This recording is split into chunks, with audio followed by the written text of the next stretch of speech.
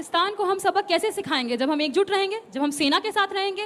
कल हमारे फोर्स के चीफ ने कहा ना कि डिफेंस के लिए जितनी भी परियोजनाएं साइन होती हैं, लेकिन डिफेंस को सही समय पर कुछ भी नहीं मिल पाता। उन्होंने तो ये तक कह दिया, जब आप साइन करते हैं, वादा पूरा नहीं कर सकते तो वादा देते काहे हैं, वादा करते क्यों हैं, ये तक सवाल उठाया। उसके अलावा इनके राज्य और सवाल तो ये भी है कि ऑपरेशन सिंध, जो भाजपा के विधायक है रणबीर सिंह पठानिया, उन्होंने क्या बोला, अगर मैं वो उनके सेंटेंस दोहराऊं कान खड़े हो जाएंगे।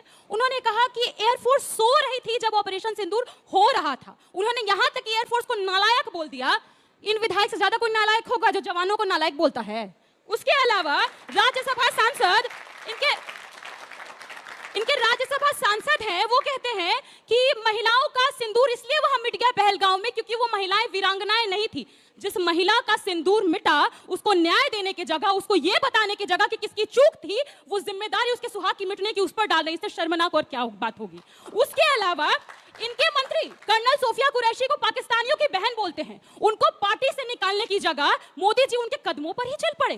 मोदी जी ने क्या किया, उन्होंने कर्नल सोफिया कुरैशी के परिवार वालों को फूल छिड़काने के लिए बुला लिया रोड पर। डिस्ट्रिक्ट मजिस्ट्रेट को तो इवेंट मैनेजर बनवा दिए हैं। ये राष्ट्र प्रेम की बात करेंगे ना, तो आयरनी डाइज 1000 डेथ्स।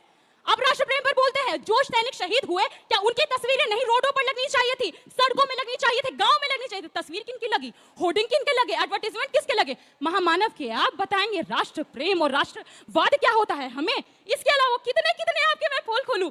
एक तो सबसे बड़ा मतलब आप किस लेवल तक गिर गए, आप घर घर सिंदूर पहुंच गए।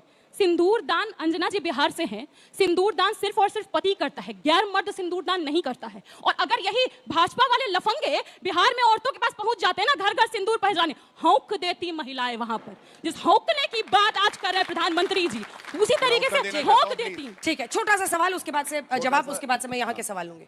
दो सवाल हर हिस्से